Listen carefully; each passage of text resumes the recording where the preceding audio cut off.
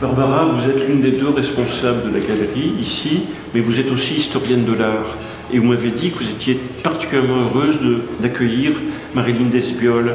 En quelques mots, son travail d'écrivain dans l'art, comment le situez-vous? C'est un déplacement qu'elle opère. Un déplacement qu'elle opère, et c'est ce que je trouve passionnant, moi, en tant qu'historienne de l'art. Un déplacement à la fois et un regard sans concession également. C'est quelqu'un dont l'écriture n'est jamais anecdotique. Et cette mise en adéquation aussi du mot, finalement d'une forme d'art avec une autre, est une mise en résonance qu'on ne se permet jamais justement en histoire de l'art. Et qui, à mon avis, est nécessaire, en tout cas, est un point de vue très précieux pour comprendre les œuvres.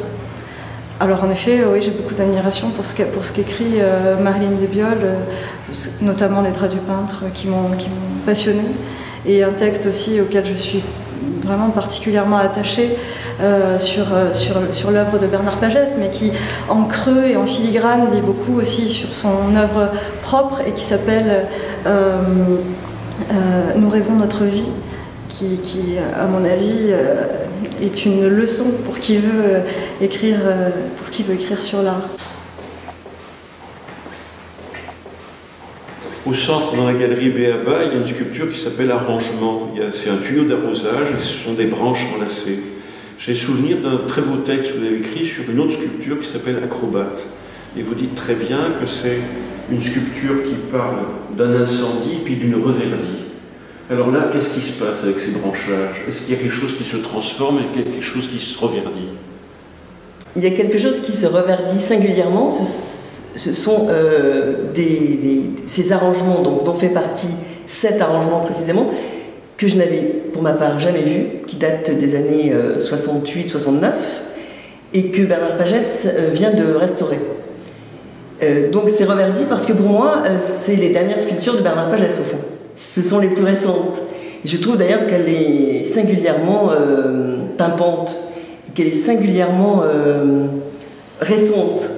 On ne dirait pas du tout une sculpture ancienne. J'aime beaucoup ce mot d'arrangement précisément.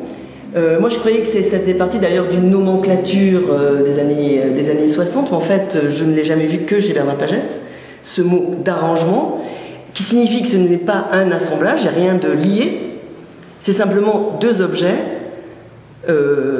posés l'un à côté de l'autre ou l'un sur l'autre, c'est-à-dire un objet là, naturel, les branchages d'olivier, et un objet manufacturé.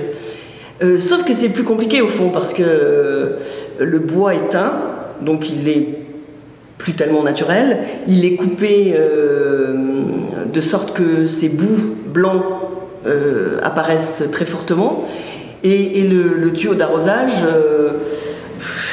on ne sait plus trop s'il est plus naturel, moins naturel, enfin il y a une sorte comment dire, de vacillement là sur le manufacturé, le naturel, qui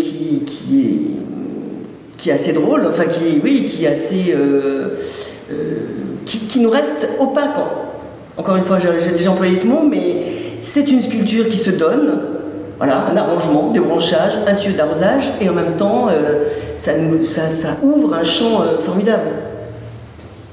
Bernard Pagès, c'est une chose assez rare quand cohabitent ensemble et longuement un écrivain et un artiste. Il se trouve depuis un quart de siècle, depuis 25 ans, vous vivez ensemble. Et je ne vous demande pas de parler de votre art aujourd'hui, je vous demande de parler de l'écrivain avec lequel vous vivez. Comment vous réagissez par rapport à ces livres? C'est une réelle collaboration, je crois. Oui. Et c'est une confrontation aussi de regards différents. Au fond, on ne voit pas les mêmes choses. Mais elles se complètent, elles s'entremêlent, elles se superposent.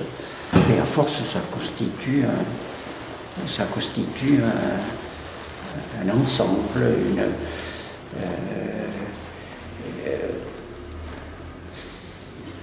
c'est étonnant parce que moi je ne suis pas préparé à ça du tout. Mais c'est une manière de mieux comprendre mieux comprendre le monde, le saisir, il me semble. Alors, il y a la discussion quotidienne que vous avez avec votre compagne, mais il y a aussi les livres quand ils arrivent. Comment vous régissez aux livres? C'est un travail plus caché parce que parfois on en parle. Je dis, moi, quand je travaille sur ma sculpture ou sur mes dessins, les choses sont... on les découvre pendant la fabrication, on les découvre une fois finies. C'est pas masqué comme l'écriture. Ça a quelque chose de plus secret, de plus étouffé en quelque sorte. Même si c'est quelque chose qui se déploie une fois imprimé, une fois publié.